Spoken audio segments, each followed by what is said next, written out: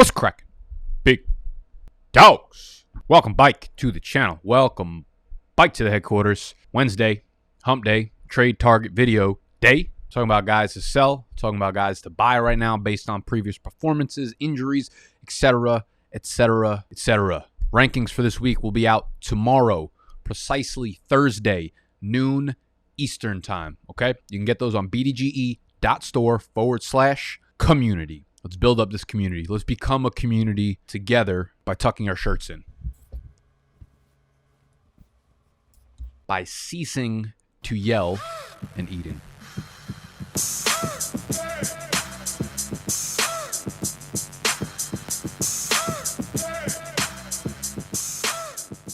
First guy on this list this week is going to be nauseating when it comes to Saquon Barkley. It's so chalky at this point that I almost feel like Saquon is guaranteed to fail this week against the Atlanta Falcons. So we knew Saquon coming into the year was not going to be at 100% to start the year. He's got the first week matchup, doesn't do shit. Second week matchup against Washington, again, sub 10 points in half PPR. So if you use the first round pick on him, you could say that you're not disappointed because you knew what you were getting, but you're still fucking disappointed.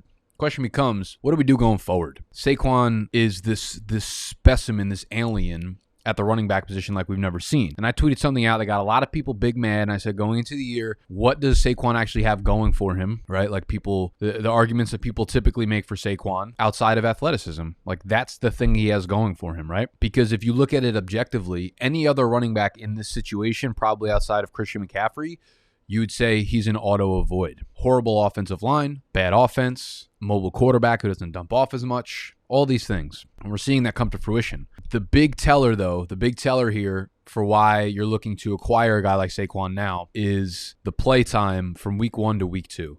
Week 1, I mean, I was surprised he ended up suiting up. I was surprised he ended up playing. He played on 48% of the snaps. Week 2, flip it, all right? Get flexible, do some stretches, and flip the fucking numbers. 48% up to 84% of the snaps for Saquon Barkley in week 2. 52 snaps, 13 attempts, 24 routes run for Saquon in week 2. All right? And now he's got 10 days rest coming off of that Thursday night game to get his knee more adequated. As you can see, the COVID's still taking a toll on my brain. The knee's going to be a lot stronger against Atlanta than it was against Washington after an extra 10 days of rest. Atlanta is the absolute antidote when it comes to fantasy badness, okay? We're going to flip things around here, and Saquon's probably going to go the fuck off in week 3.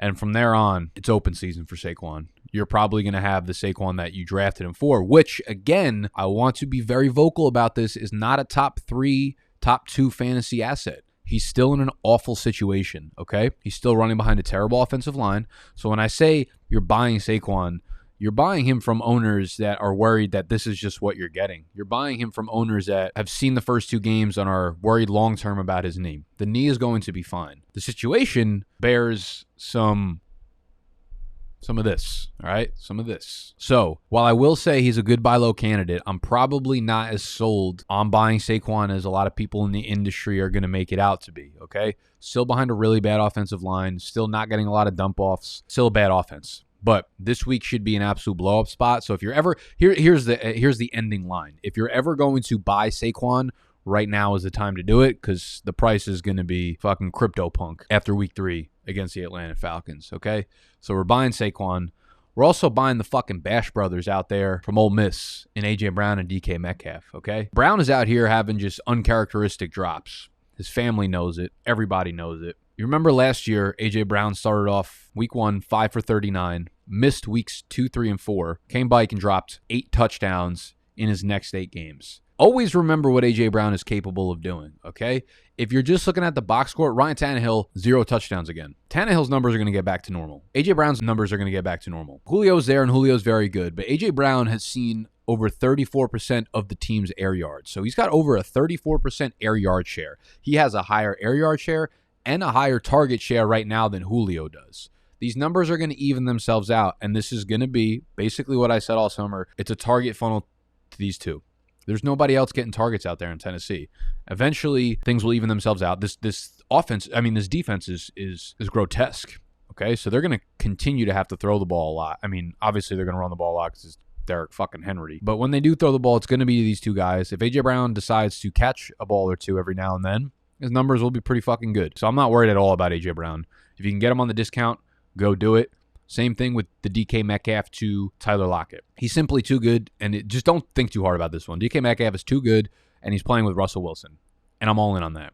Okay, so if you could do something like, if you could actually buy them for the low, throw out like a Marquise Brown, Hollywood Brown coming off of 2 big games, Jamar Chase plus like a James Robinson or something like that. Maybe James Robinson is in such a terrible position that you don't actually want to move, or that no one's going to buy him, but you get the gist. A guy, 2 guys, a couple wide receivers coming off of 2 big games, plus a running back that was supposed to have some hype coming into the year. Flip them for guys like DK Metcalf, AJ Brown, because these dudes are the ones that really move the needle when they hit their ceilings, okay? So you're buying the Bash brothers, you're buying Barkley. We're talking about selling. I'll go back to that, and I know a lot of you guys are going to disagree with this just based on recency bias. I would flip Mike Evans for both of those guys right now for sure. I flip Mike Evans coming off the 2-touchdown game for Metcalf and or AJ Brown.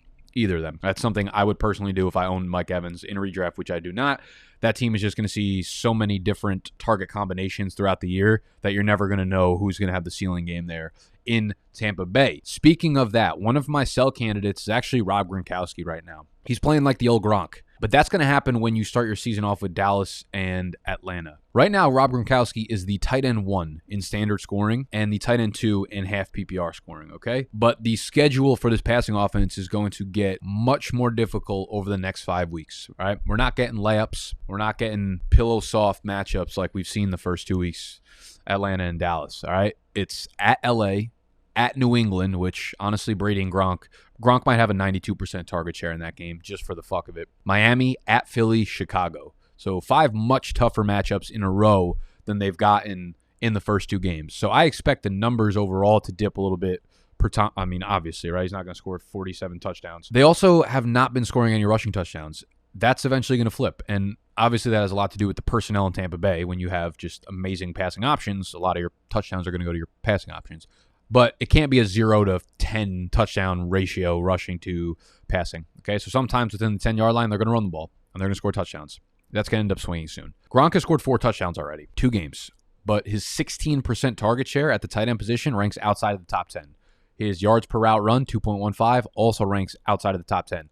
His yards per reception ranks 17th among tight ends, all right? Obviously, he's a monster weapon inside the red zone, and that's where he's making his money. But when he's sitting at tight end 1, tight end 2 right now in different scoring formats, like, it's probably time to sell if you can get prices like that. Of course, you don't want to just sell for nothing because it's nice to have a tight end in fantasy that actually produces. But if you could flip him into something sexy, considering you probably drafted him as your tight end 2 or picked him up off waivers, I think his production is going to start slowly dipping off as the season progresses. You got to remember, like, they're gonna eventually start to save Gronk for the home stretch. This is a longer season. He's an older dude. They're going to run it bike, go deep into the playoffs, and they need to save Mr. Gronk to make sure he's a big part of this offense. So you're going to start to see guys like Cameron Brate and O.J. Howard take a bigger and bigger role in this offense, like we incrementally started to see in week 2.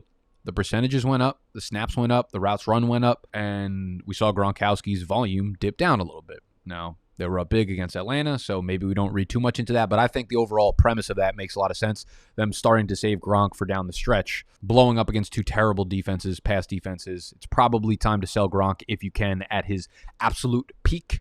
We're also selling the shit out of Devin Singletary of the Buffalo Bills. He got to work in week 1, was okay with it, had 7, 9, 8 points, whatever. Did pretty good against Pittsburgh's defense. We're starting to find out that Pittsburgh's defense maybe is not as strong as we thought it would be. Then Zach Moss was active in week 2, and Zach Moss took the goal line carries. Zach Moss scored 2 touchdowns. This team has 9 10-zone carries on the year, the Bills do. 7 of the 9 have gone to Josh Allen or Zach Moss. That's just not Devin Singletary's role down there. He is the pass-catching back, but through 2 games, that has amounted to 17 receiving yards. This team is also running 4 wide receiver sets at the second highest rate in the NFL, only behind Arizona, Kyler Murray and that squad over there. And Josh Allen has targeted wide receivers, the wide receiver position, 74% of his throws, also second highest rate in the entire NFL. What you're going to continue to get from Devin Singletary, if he's not getting a lot of work in the passing game, if he's not getting goal line carries, is a ton of 6, 7, 8, 9 fantasy point performances out of him. Right now, I would flip him for guys like Devonta Smith, Antonio Brown, that give you weekly upside and that you can throw into your flex. So if you could actually sell those guys for guys like Brown and Smith coming off of buy low games, I like both of those guys as buys, I would do that immediately. And then, there's the other obvious candidates. Like, I know I started this video off with Saquon. You talk about like Kamara, Joe Mixon, Antonio Gibson. Of course, you try to buy those guys if you can on the low. But no, listen, I own a lot of those guys in a lot of leagues. I'm not like I literally legitimately got offers for like Brett, you fucking peasant, trying to give me like J.D. McKissick and some other shit player for like Joe Mixon. Don't do shit like that. But there might be an opportunity for you to fucking, I don't know, move like a Damian Harris and a Tyler Boyd for Joe Mixon or Antonio Gibson. I would never do that.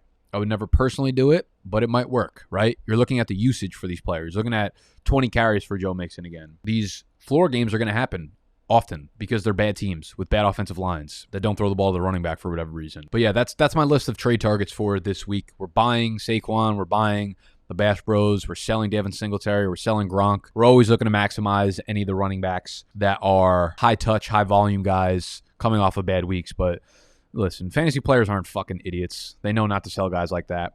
I think Javonte Williams makes a lot of sense to buy right now. Every week that passes by is a stronger case to buy Javonte Williams. The closer we get to the end of the season, the stronger the case is to buy Javonte Williams. The last 5-6 weeks of the season, their schedule is beautiful. As the season goes on, we're going to see more and more work for a guy like Javonte Williams. So I would continue to try to flip guys at the end of your roster, churn guys, double two players at once for guys like Javonte Williams.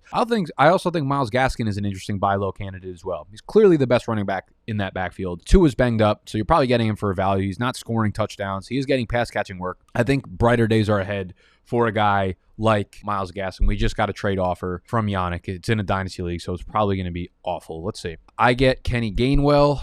He gets 2 of my second-round picks next year. We're going to go with an absolutely fucking not, because Kenny Gainwell is a second-round pick at best, and me throwing an extra second on top of that is not a good value for me. So no Yannick. No Yannick. Janstein. All right, that's the video for today. Short and sweet. Make sure you subscribe to the channel if you're new. We will be going over all of my lineups tomorrow. Tomorrow on Thursdays, we set the lineups. All right, we set the tone, we set the vibe, we set the lineups. I'm going through every one of my leagues, and I'm setting my matchups, making my sit-start decisions on the spot in front of y'all. So again, make sure you subscribe. Make sure you got notifications on, because that'll let you know when I go live. Hit the thumbs up if you enjoy the video. Let me know down below who you're looking to move off of, who you're looking to buy right now, based on what and whomst. All right, I'm out of here. Love y'all. Peace.